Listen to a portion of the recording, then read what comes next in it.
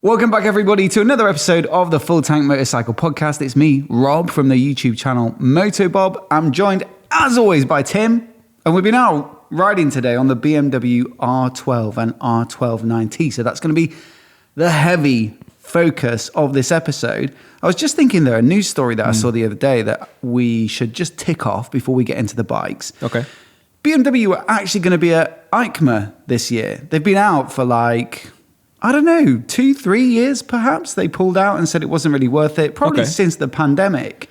New guy in, running things, and they're going to be back and bigger than... He didn't say bigger than ever, but... Well, you'd hope so. You can't just say something's going to be back. Yeah, we're just going to dip a toe. Yeah, hopefully. I mean, does that also, in your opinion, pure speculation, mean maybe they've got something to release? Good question, Tim. I don't know. I mean, there are certain things that have been trademarked over the past few years or registered for emissions registers and things like that. Right. So, they have their M1000RR sports bike that's like the super spec version with all the carbon bodywork. They've got an M1000XR. They've got an M1000R, the naked version. There was a copyright for an M1300 GS. Okay. So that'd be like a GS with carbon and all the performance parts. Maybe like a really fast road version. I can picture it, yeah. That could be on the horizon. But it's always been an interesting one because think of Motorcycle Live. It was by far and away the most lavish stand. It was one of the biggest. It had the most bikes. It had the most variety because they had like a race bike or two, an electric area, the custom area with the R12 and R18s, sports bikes, adventure bikes, and then in the middle, the little play area where people are going round and round doing tricks and stuff, and everyone's getting all excited. And I know that comes out of BMW UK's budget, I guess, or Europe, and perhaps EICMA is a global thing. Sometimes the Italian marketing team put their budget to getting a stand there. But yeah, it's a different thing. But it's still very interesting to see such a difference in approach over the past few years where it's probably the most money going into Motorcycle Live and then EICMA just not bothering. But I've got to say, being there last year and covering it, it's disappointing. I think when all the new bikes have been announced, not to be able to go and show one of the brands that people really love. It's a big hitter. Yeah. It's not like Sinus is missing it out or something like that, It's nothing against Sinus. Just, rewind Come at me. But it is it's a big loss. It's a noticeable omission. Absence, you're just like, can I go and do a walk around of the new GS? No. The new R12 and R12 NineT came a little bit after, but still, those are the sort of big popular bikes. They would have been great to cover. So I'm really happy it's going to be back. And also, having been to London recently, that was very small, but Motorcycle Live felt like it was perhaps busier than previous years, or there were more stands there and things like that. Yeah. Question is, are motorcycle shows on the up again after a couple of very difficult years around COVID where attendances, they weren't possible potentially one year, but depending on what time of year they were happening, but also just people I think were less excited about going and standing in a huge room of other germ bags. Just people who want to be around each other. Diplomatic way of putting it. Yeah. But now maybe people are just getting used to it again. I think so, yeah. I mean, we said that with the first one back, if not the next one back after the COVID lockdown and things. And actually had a nice kind of vibe to it. And there was a little bit of excitement to it. And everyone just sort of seemed happy to be there for obvious reasons, I guess. But yeah, it was nice. So maybe they're on the up, yeah. Fingers crossed. Anyway, we'll definitely be at EICMA and definitely be covering the BMW stand. Hooray! Good news for 2024. But today, we're really going to be talking about the R12 and R12 NineT that, like I say, we've been out shooting a comparison video of the two bikes today. So we've had plenty of time with them, plenty of time filming as well and messing about with cameras.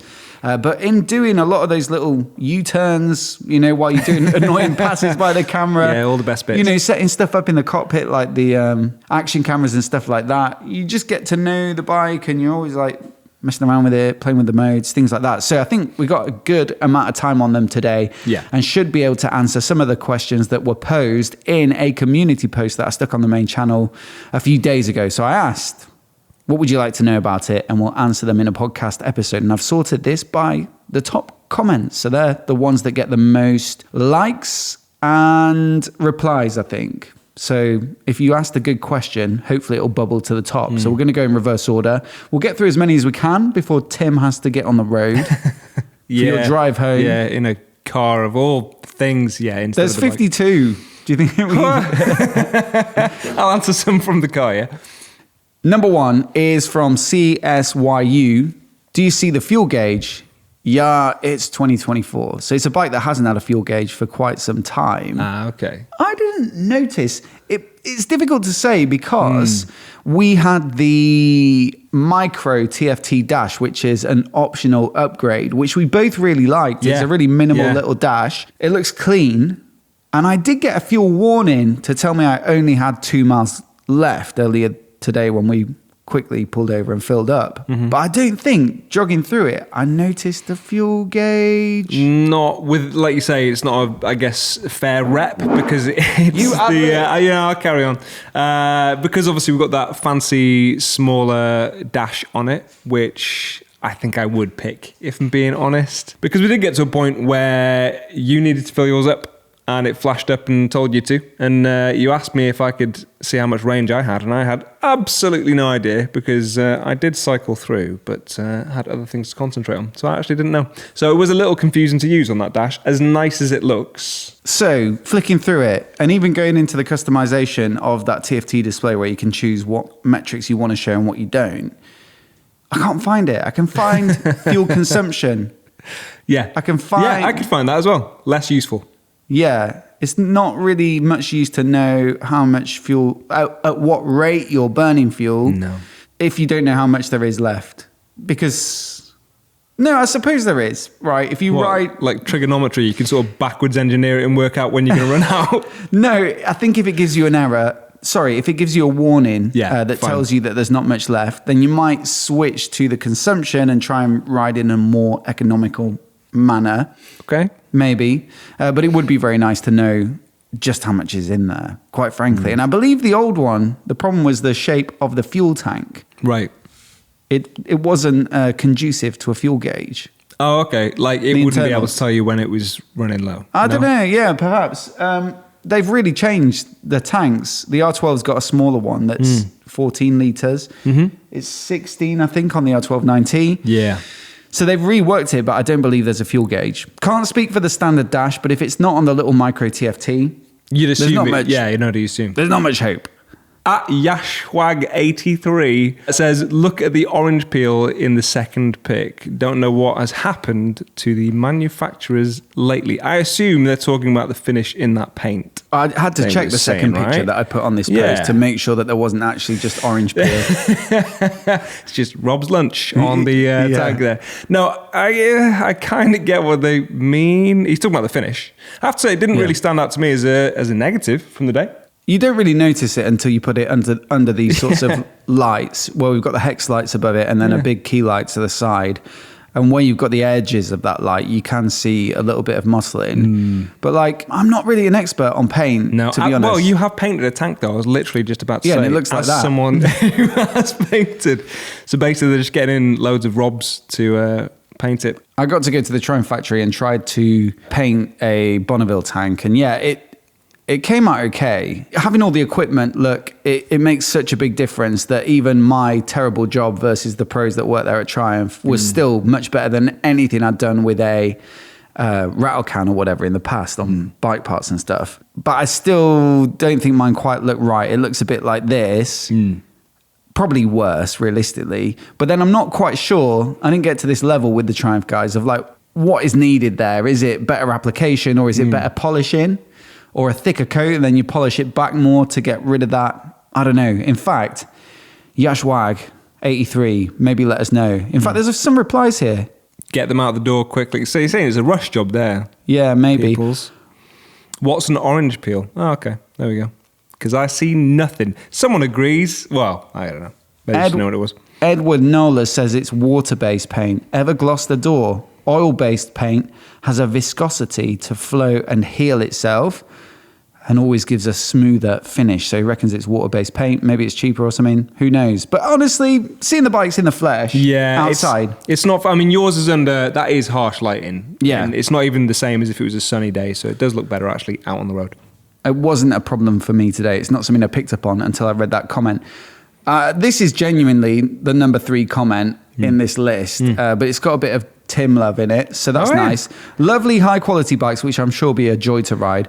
Biggest issue for most, considering these, will be the cost. Can you include service intervals and cost versus main rivals? Maybe we'll get to that in the main review or talk about it, at a later point, but I don't have that to hand. Oh wait, sorry. P.S. he says. Yeah. Hi to Tim. Most important thing, yeah. Hi to Tim, the man that steered me to a gutsy. Thank you, Tim. You're very welcome. I hope you love it. That's at Dreading Bath. But look, we did talk about the price of these 2 bikes. I don't think the R12, which is more cruiser style, just under 12 grand is particularly excessive in terms of price versus the competition. So something like a Triumph Bobber would be comparable in terms of level of manufacturer and the sort of style of bike you're getting and the level of finish and also the performance level in terms of like power and torque and all those sorts of things I think are fairly comparable and they're in a similar ballpark. The R12 NineT, which effectively sort of replaces the R9T, is a lot now. It's 14.5 grand. It's probably roughly comparable with the top spec R9T of the previous gen, but there isn't like the varying levels now of R9T Pure, the very basic one, which was more around the 10, 11 grand. I mean, do you think they'll bring that out? I mean, you obviously don't know anything yet, but do you reckon? I don't know, but you've got quite a few bikes to consider in the previous lineup. So R9T Pure, then there was the Top Dog R9T, and then also the Scrambler version and the Urban GS. And they also had at one point the R9T Racer. Yeah. Now, given how different these 2 bikes are, but they're based upon the same platform, doesn't seem like a huge mental leap to imagine that they're probably going to be able to fit some other different applications into the lineup. And so one would hope is what I'm trying to say, this long way of saying that there will be other tiers as they kind of phase out the older R9T, perhaps.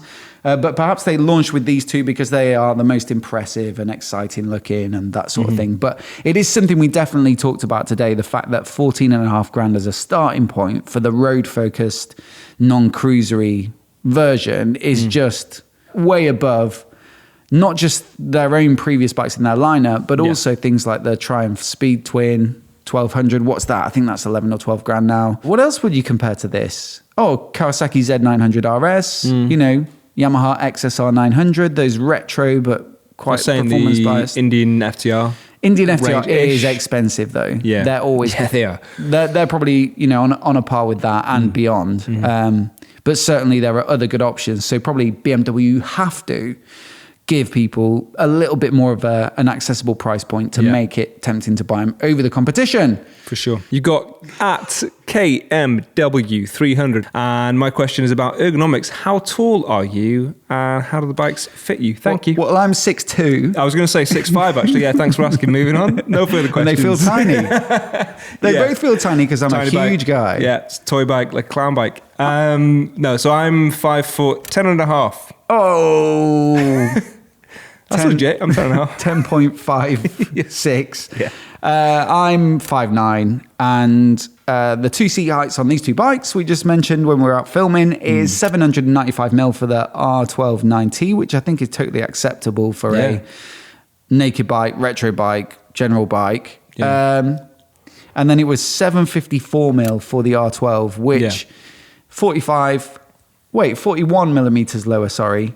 Yeah, there's a pronounced difference. It's definitely easier to get your feet down, but I wouldn't say it feels particularly like a small bike. And I think also if you look at other cruisers, like some of the Harleys and bikes like that, some of the Indians that might be even lower than that, it's actually a fairly moderate cruiser position. It's not like bum on the floor, feet really far forward, hands really high on some ape hanger bars. It's quite mild. Really well considered, I would say. Yeah, it's not, like you say, it's not on the extreme outer edge of whatever kind of ergonomics you can imagine. It's something you don't really think about, or at least I didn't from today, which must mean that it's comfortable. If you were a little bit shorter, you'd probably be better off with the R12. If you're really concerned about getting your feet down, you can't get around the fact that the 41 mil difference in seat height is going to be beneficial to someone who's got short legs. But that's just facts. Yeah, 795 though is a pretty comfortable height, I would say, right? Because a lot of other bikes in that bracket, 800, even 830, depending on the bike, you know, they can be up there. And it depends on the sort of taper of the seat as well and how sort of narrow it is.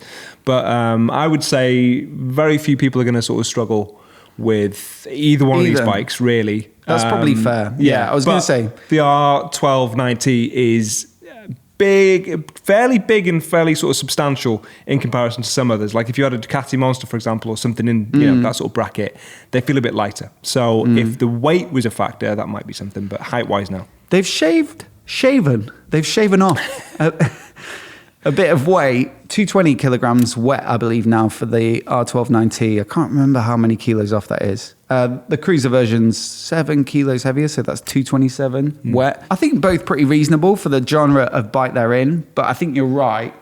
This is a hard one to kind of sum up, but if you want something very light and sort of you're a smaller rider and perhaps it's not just the height but also the weight, then I think if you're looking for a retro, like a Scrambler 800 is brilliant because they're very light and still not massive. But yeah, neither of these should be too crazy big for people. What I will say though is if you're very, very tall, might not be the bike for you. I don't know. No, I mean, if you're over, I don't know, if you're like sort of 6, I never even consider, shows what my focus is for the tall people out there. But I know it is genuinely a problem, or it can be, because Gareth, my boss in the bike shed actually, loves bikes, but there were so many of them that he'd sit on and it would literally look ridiculous. Yeah, it would look like a clown bike. Yeah, exactly. And he'd be sort of arching his back over. And as much as he obviously enjoyed whichever bike it was, there was no question that it just wasn't built for him. So for him, I probably would steer him away from the R12, which might be a little cramped if you were, 6'2" upwards or something. I know why it is, by the way, that you don't consider tall people when you get asked about how tall are you and what are the ergonomics, because it's not a matter of life and death if the bike looks small. But if you're short and you can't reach the floor, that does sometimes feel like a matter of not quite, but no, I think it's more. It's cause for concern. I stuck my dad. Pressing concern. I stuck my dad on my Africa Twin, and whilst he loved it, I did have to sort of chase him around. You know, like if someone was jumping on a penny farthing, it was basically the same leg thing. Up guy. Yeah, you need the guy to get you on and off it, and I was that guy. So I get it. Yes, and actually, last thing on short people, tall people, what bikes they should buy. If you want a retro and you are really tall and you think these look like too toy bikey, as you say, Scrambler 1200 XE from Triumph. Yeah, I'd say so. Got a lot of the charm, let's say. Really good to ride. Not quite as good handling as those two bikes on the road. No. But in terms of like stance and stature, it really is ideal for, very tall people. Next up, we've got Sam Hill 3496. Great lot of good updates to the machine. Battery, airbox, controls act. I have a 2023 R9T Uggs. Oh, Urban GS. Can't fool me. Great bike. Center stand ? SW Motec. Is this just non sequiturs? Just a load of random. This is lots of words. Looks great. Get rid of that goofy air nozzle. Real gas tank. Ride it. Enjoy it. Oh. Okay, I figured out what they're saying now. Okay. Do you remember the air intake on the old R9T was along the side? Yes. That scoop thing. I do remember. Looks like an elephant's trunk in a way. That might be a polite way to put it. Sure. It's gone. Yeah. Hadn't even thought of that. No. I think the reasoning is that the airbox on the previous gen was up under the tank or something because they left it looking very custom style with that see-through subframe area. Do you know what I mean? That's like a real common trend, isn't it, in custom bikes to have just a metal frame, take the side panels off, strip out all the airbox, move the battery under the bike somewhere, and you've just got a very minimal back end. And that's one of the things that did look quite cool about it.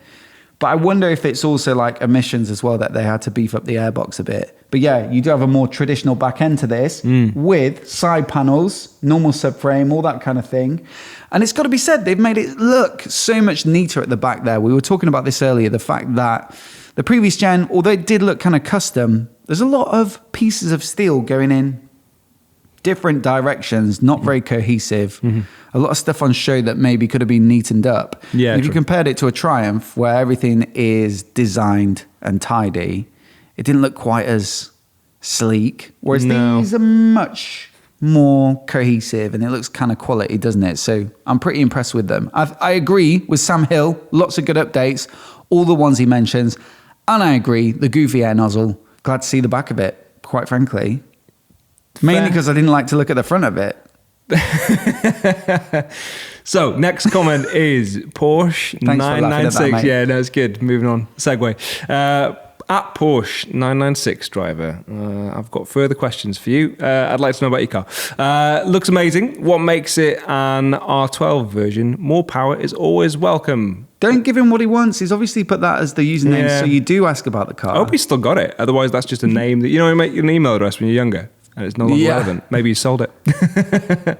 What makes it an R12 version? That's an interesting thing. I think the question there is the R12 as a naming convention for the cruiser style bike makes total sense, right? Because it's a baby sibling to the R18 cruiser and it's roughly 1200cc. So R12 suits it perfectly.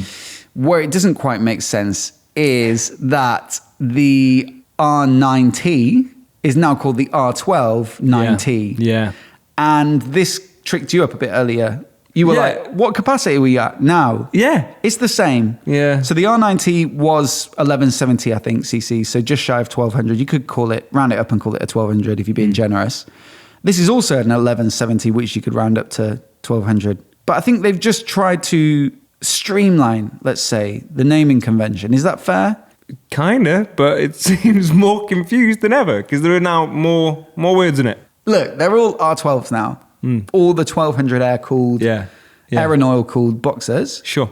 And then you just stick something on the end. Yeah. So the Cruiser's the R12 because it's similar to the R18, but there's the R12 9T. And then when they bring in the Scrambler, it'd probably just be the R12 Scrambler, the R12 Urban GS, the R12 Racer. Yeah. And hopefully not the R12 9T Scrambler. Imagine. That'd be getting too long. But they could. I hope they don't. I don't like it. I'm never going to come around on it. I will never concede this point if BMW. You're just going to call it an R9T? No. R12. I guess I can't call it the R12 because the R12 is the R12. Yeah. They've got you. Hook, line, and sinker. It's Either almost way, as bad as the Triumph Scrambler 1200 XE and the XC, which must have caused them so many problems, like misordering parts and bikes. Like if someone calls up, they're like, I'd like to order a Triumph Scrambler 1200 XE or XC. Yeah, I know. Yeah, I know what you mean. Yeah, no, That over a phone that was line, bad naming for sorry. me. But R12 9T is also confusing. It's just maybe not practically as bad as that. But yeah, I think people are a little confused. But yeah, they're all 1200s. That's all you need to know. And they always have been, even though they were called the R9T. Salad Dodger. Relatable. Bob, what's the story on tank range? Would love a crazy Dakar-sized tank.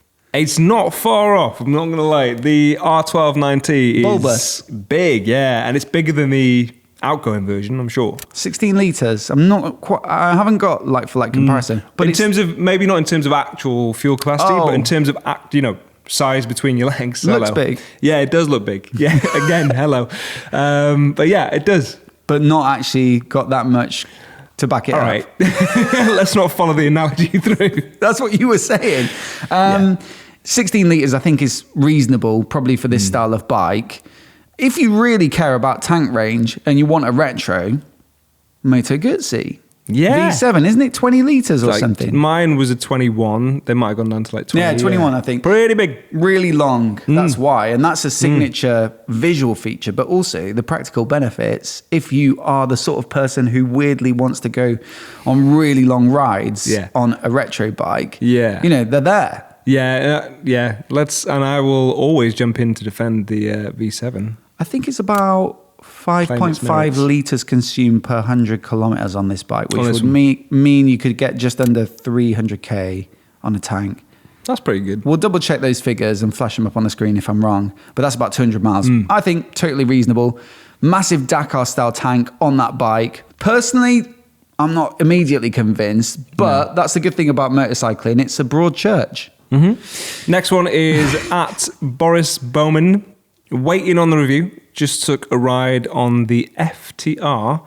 I'm looking for a 1000cc plus fun bike, but not too sporty. You've ridden the FTR.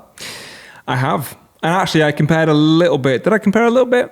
I was saying the R12 actually, wasn't I? For the version that I rode, which was the older version with the bigger front wheel. Now it's obviously 17, so a little bit sportier.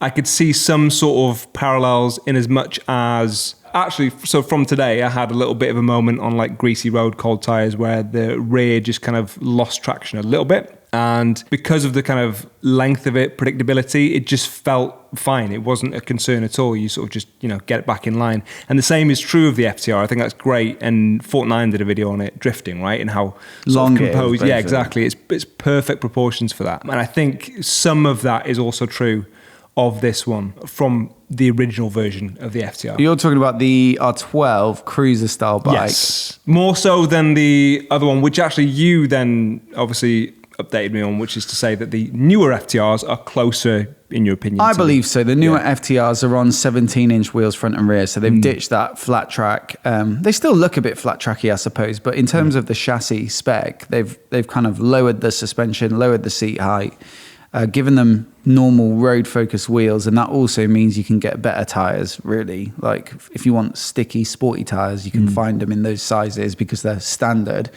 And it does feel quite similar, I think, now to the R12 NineT. As for which I'd choose out of those two, the FTR is quite raw, I would say. Like, the throttle response isn't particularly smooth. It's quite wild. And that's why some people like it, because it's a bit bonkers. Yeah. This offers similar levels of quickness. I think we're both surprised at both bikes how torquey and fast and snappy they are on the throttle when you put them in a fancy riding mode or like the more aggressive riding mode. And so, I think it's kind of like comparable on thrills in terms of like how quickly you can get a shift on.